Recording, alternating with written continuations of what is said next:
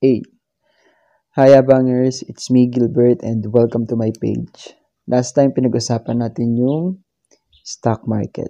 Ngayon naman ang pag-usapan natin, trading. So, let's start. So, based dito, ang trading daw is buying and selling of stocks, bonds, commodities, currencies, or other financial securities for a short period to earn profits or para kumita. And the main difference between trading and traditional investing is, yun nga, short-term and long-term. Kapag trading, short-term. Kapag traditional investing naman, more on long-term talaga siya. So, para mas mabilis natin maunawaan or maintindihan si trading, may papakita akong picture sa inyo dyan.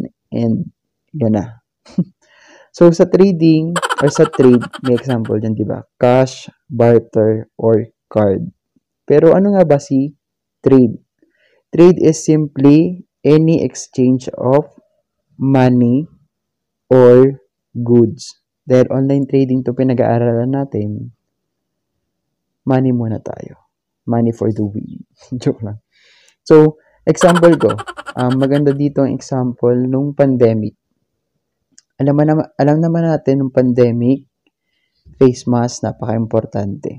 So, kung ikaw dati ka pa nagtitinda ng face mask, yung bili mo sa mga boxes ng face mask mo, mura lang.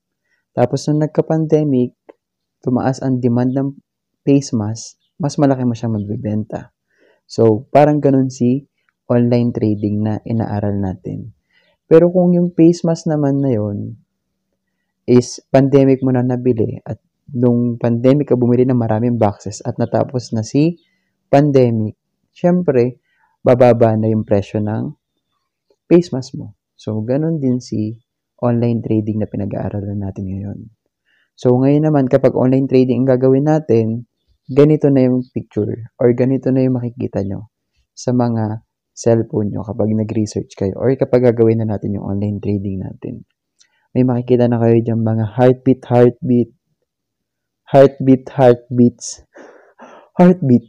Ayun.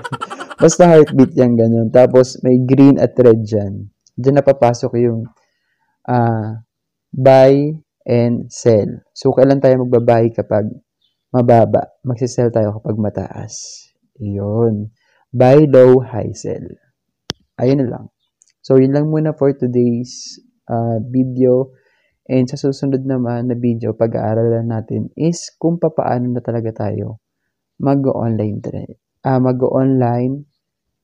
trading or ano mga kailanganin natin kapag mag-online trading tayo. Siguro mas maganda yun muna.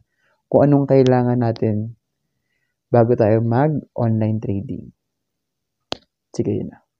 Bye! Sana may natutunan kayo sa video na to.